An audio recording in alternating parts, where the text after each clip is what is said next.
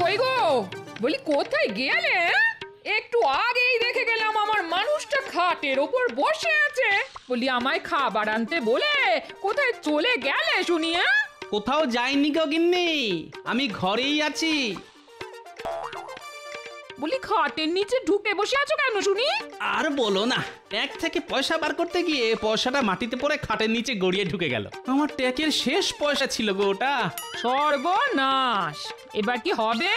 আজ তবে বাজার হবে কি করে শুনি? সেটাই তো ভাবছি গিন্নি, খাটের নিচে কত ময়লা, তার উপর বাতিল জিনিসপত্রে ঠাসা। দূর দূর, পয়সাটা আর খুঁজে পাওয়া যাবে বলে মনে হচ্ছে না। বারবার বলেছি টাকা পয়সা একটু সাবধানে রেখো। একেই আমাদের নুন আনতে পান্তা পুরোয়, তার উপর বাবু ট্যাকের পয়সা হারিয়ে বসে আছে। দূর! সর্বনাশ, যে ভয়টা পাচ্ছিলাম সেটাই হলো দেখছি। এবার কি হবে? পেয়েছি। গিন্নির জন্য উপহার কিনে নিয়ে এসে গিন্নির হাতে তুলে দিলেই গিন্নির রাগ একেবারে গলে জল হয়ে যাবে। তখন আমাকে আর নিজে হাতে জল গড়িয়েও খেতে হবে না। কিন্তু কিন্তু আমার ট্যাগ যে পুরো খালি, গিন্নির জন্য উপহার কিনবো কেমন করে? হ্যাঁ, মহারাজ তো আছেন।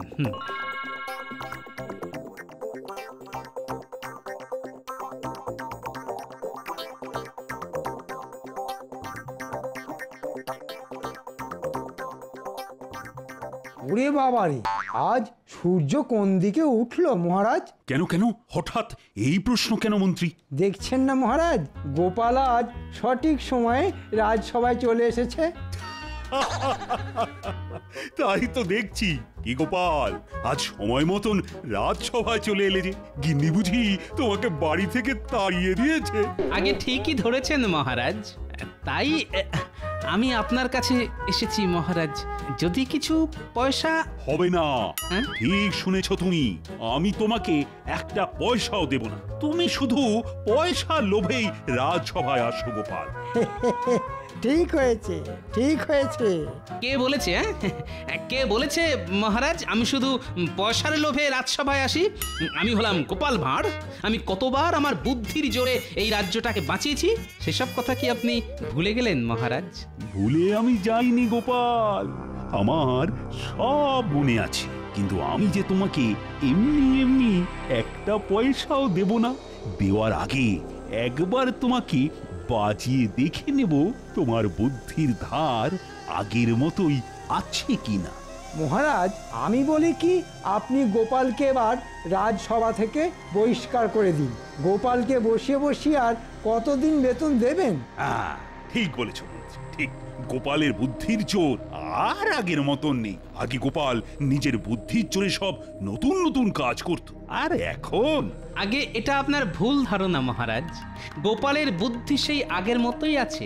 আর গোপাল ভাঁড়ের নিজস্বতা হলো গোপাল নিজের বুদ্ধিতে চলে, কাউকে অনুকরণ করে না। উল্টে সবাই গোপালকে অনুকরণ করে মহারাজ। তাই না? গোপাল কাউকে অনুকরণ করে না, উল্টে সবাই গোপালকে অনুকরণ করে।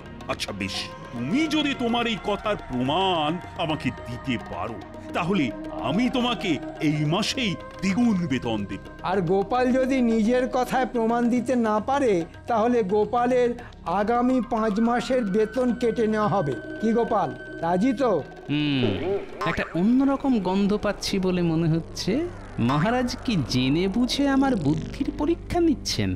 বলো গোপাল, বলো। আমি রাজি মহারাজ, বলুন আমাকে কি করতে হবে।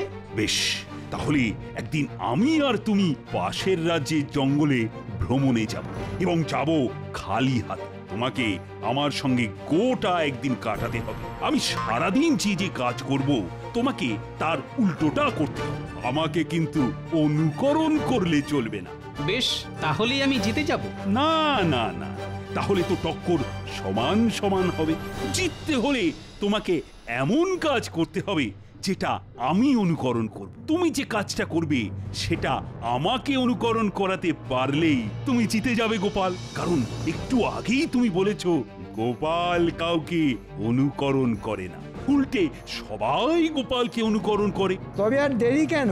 আজই চলুন না মহারাজ, আমিও যাব আপনাদের সঙ্গে। একজন নিরপেক্ষ মানুষ তো লাগবেই বিচার করার জন্য। বেশ, তবে আজকেই চলো। সেনাপতি, এক্ষুনি ঘোড়া বার করো, আমরা সবার প্রথমে নদীর ধারে যাব। এক্ষুনি যাচ্ছি মহারাজ। মহারাজ যখন ঘোড়ায় চেপে যাবেন তখন আমি পায়ে হেঁটে যাব, না হলে তো মহারাজকে অনুকরণ করা হয়ে যাবে।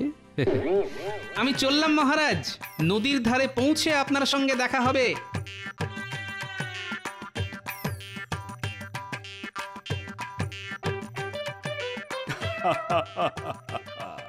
এবার দেখব গোপাল তোমার বুদ্ধির দৌড় কতটা।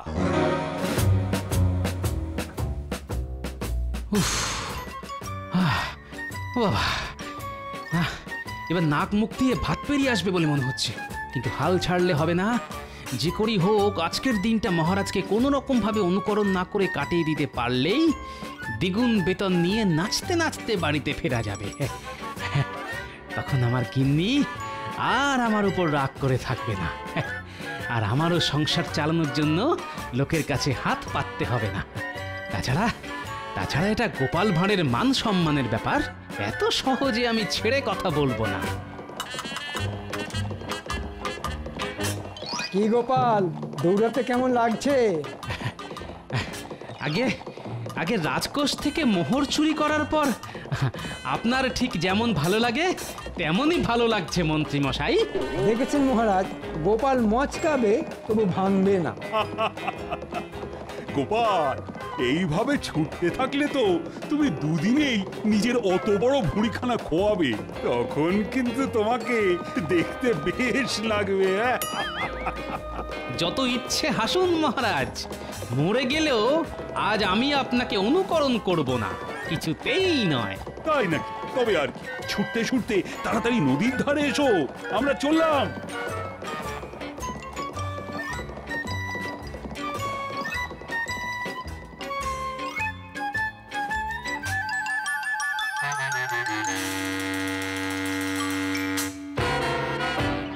মহারাজ, বলো মন্ত্রী। আমরা তো পৌঁছে গেলাম, কিন্তু এবার আমাদের গোপালের আসা পর্যন্ত অপেক্ষা করতে হবে। তা তো হবেই, আর গোপাল আসলেই আমি নৌকো করে ওপারে যাওয়ার কথা বলবো। আমরা নৌকা করে ওপারে যাব, তাহলে তো গোপালকে সাঁতার কেটে ওপারে যেতে হবে। তাই তো আমি আগে থেকে গোপালকে কিছুই বলিনি মন্ত্রী। আজ গোপালকে হারিয়ে তবেই আমি প্রাসাদে ফিরবো, তুমি দেখে নিও। আরেকটু, ওই তো মহারাজ আর মন্ত্রী মশাই দাঁড়িয়ে আছেন। উফ, আমি এসে গেছি মহারাজ।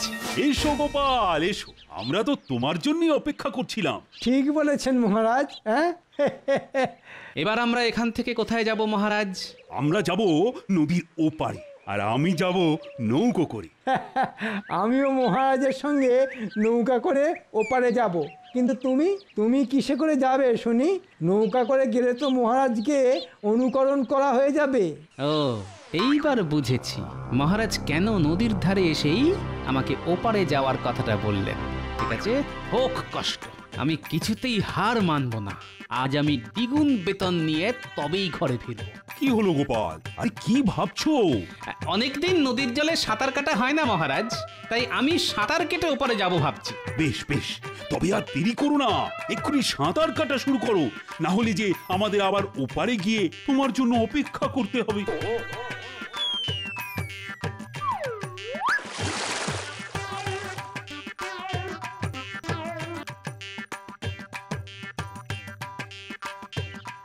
মহারাজ, গোপালকে দেখে মনে হচ্ছে গোপাল এত সহজে হার মানবে না। যাই হয়ে যাক, গোপাল আপনাকে কিছুতেই অনুকরণ করবে না। তাহলেও গোপাল জিততে পারবে না মন্ত্রী। গোপালকে জিততে হলে এমন কিছু করতে হবে যেটা আমি অনুকরণ করি, আর আমি মরে গেলেও গোপালকে অনুকরণ করব না। ওই দেখুন মহারাজ, গোপাল অনেক দূর এগিয়ে গেছে। এবার আমরাও যাই, চলুন। হ্যাঁ হ্যাঁ, চলো চলো।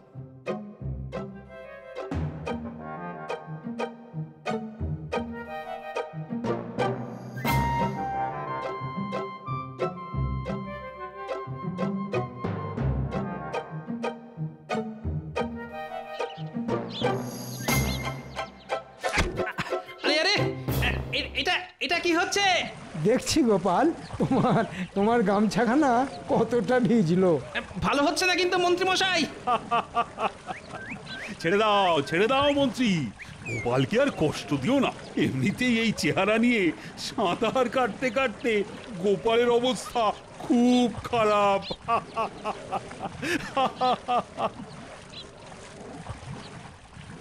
হাসুন হাসুন, যত খুশি হাসুন, এরপর যে আপনাদের কাঁদতে হবে।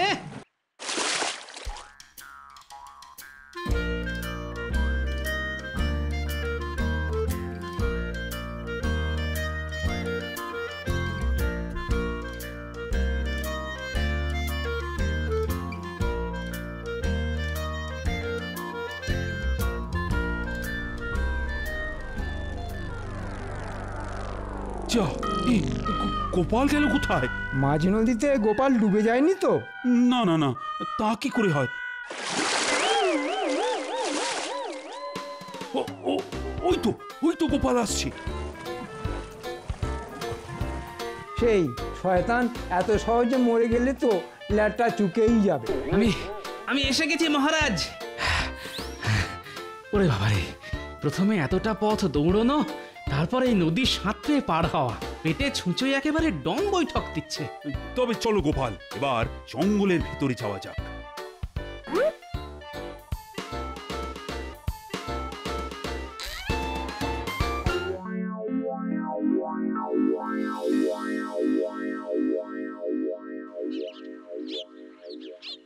মহারাজ, এবার আমরা কি করব? অনেক দূরের পথ পেরিয়ে এই জঙ্গলে এসেছি, তাই আজ আমরা সন্ধে পর্যন্ত এই জঙ্গলেই থাকবো। মহারাজ, সকালে তাড়াহুড়োর চোটে বাড়ি থেকে কিছু খেয়ে আসতে পারিনি। আমার বড্ড খিদে পেয়েছে। তবে এক কাজ করো মন্ত্রী, আশেপাশে অনেক ফল গাছ আছে দেখছি, তুমি গিয়ে আমাদের সবার জন্য বেশি বেশি করে ফল পেড়ে নিয়ে এসো তো। আমি আর গোপাল ততক্ষণ এই গাছের ছায়ায় বসে একটু জিরিয়ে নিই। আচ্ছা মহারাজ, আমি এক্ষুনি যাচ্ছি।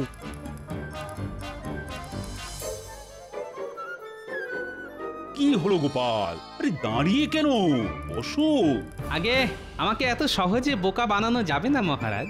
আমিও যদি আপনার মতন গাছের ছায়ায় বসে পড়ি, তাহলে আপনাকে অনুকরণ করা হয়ে যাবে, আর সেটা আমি কিছুতেই করব না। বেশ, তবে দাঁড়িয়েই থাকো আর কি।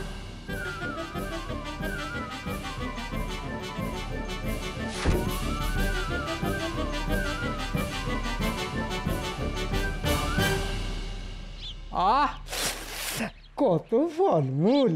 যেদিকেই তাকাই সেদিকেই পাকা পাকা ফল। কিন্তু এর একটাও আমি গোপালের পেটে যেতে দেব না।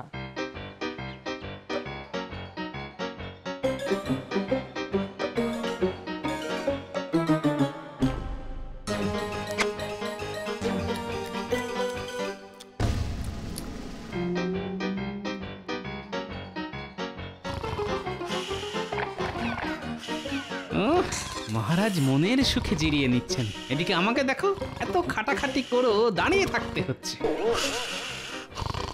মহারাজ, আমি এসে গেছি মহারাজ। তাই তো, আরে বাহ, অনেক ফলমূল সঙ্গে করে নিয়ে এসেছো দেখছি তুমি মন্ত্রী। আগে এগুলো সবই আপনার জন্য মহারাজ।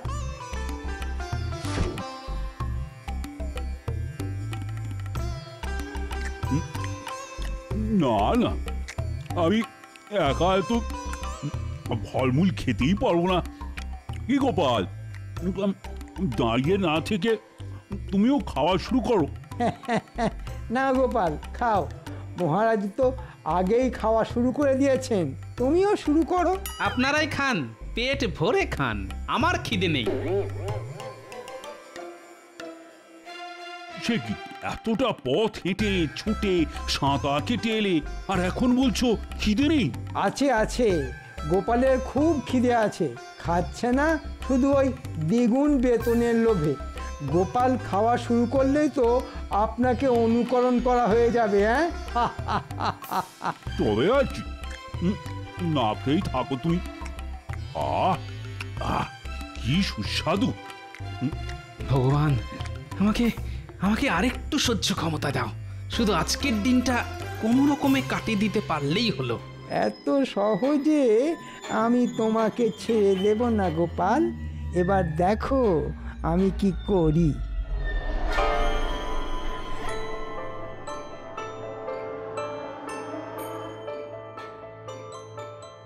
মহারাজ, বলো মন্ত্রী। সকাল থেকে তো অনেক চেষ্টাই করলাম আমরা, কিন্তু গোপালকে তো কিছুতেই অনুকরণ করানো গেল না। হ্যাঁ, সেটাই তো ভাবছি মন্ত্রী। এবার এমন কিছু একটা করতে হবে যাতে গোপাল আমাকে অনুকরণ করতে বাধ্য হয়। কিন্তু কি করবেন মহারাজ? এই দেখো মন্ত্রী। ওটা তো একটা মৌচাক মহারাজ। আরে কাছে এসো।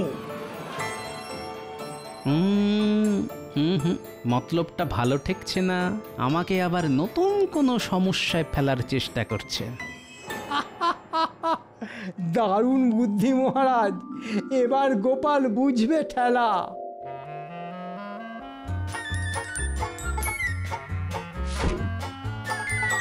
সর্বনাশ! মহারাজ আগেই ছুটে পালিয়েছেন গোপাল, এবার ভাবো তুমি কি করবে। ওরে বাবারে,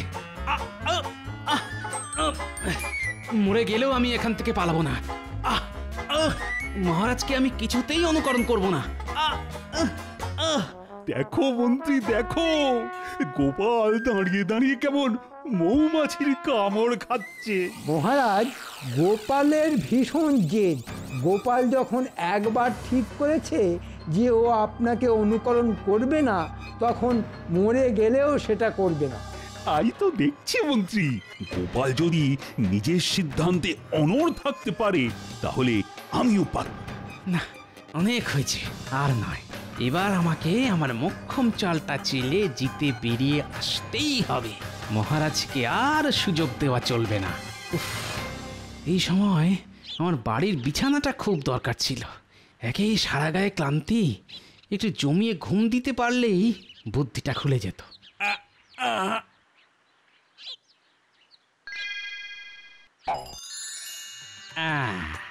পেয়েছি, একটা উপায় খুঁজে পেয়েছি।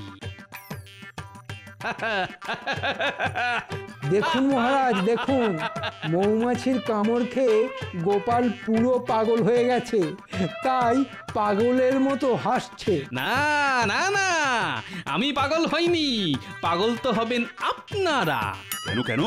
আমি পাগল হব কেন? কারণ আপনি একটু পরেই আমাকে অনুকরণ করবেন, আর কথা মতন আমি জিতে যাব। তারপর রাজ্যে ফিরে আমি এই মাসের দ্বিগুণ বেতন নিয়ে নাচতে নাচতে বাড়ি যাব। ঠিক বলেছ মন্ত্রী, গোপাল সত্যি সত্যি পাগল হয়ে গেছে। কি সব পাগলের প্রলাপ বকছে দেখো।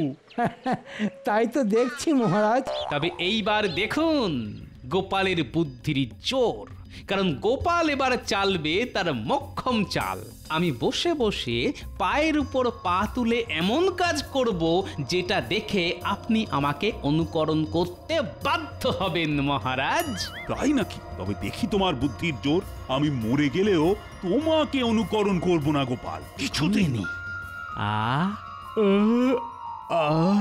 কি আরাম, বড্ড ঘুম পাচ্ছে। হাই তুলবেন না মহারাজ, হাই তুললে তো গোপালকে অনুকরণ করা হয়ে যাবে। তাই তো। হয়তো আপনাকে তুলতেই হবে।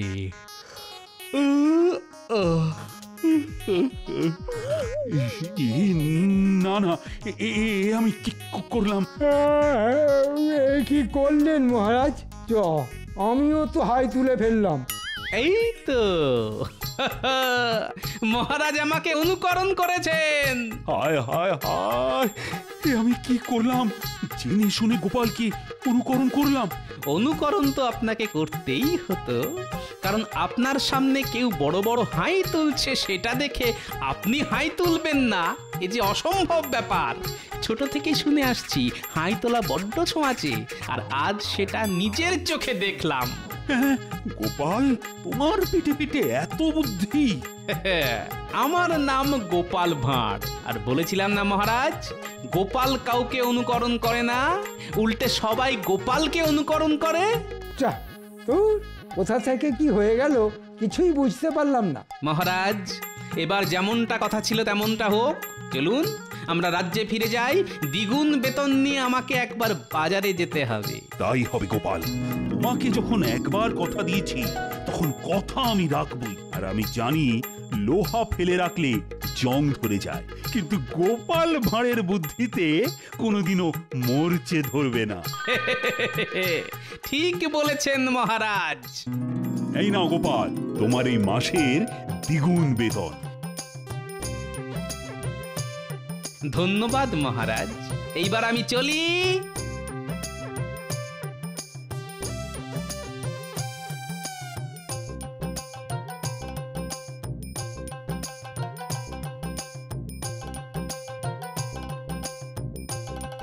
আহা কি আনন্দ, আহা আহা আহা, আহা কি আনন্দ, আহা কি আনন্দ,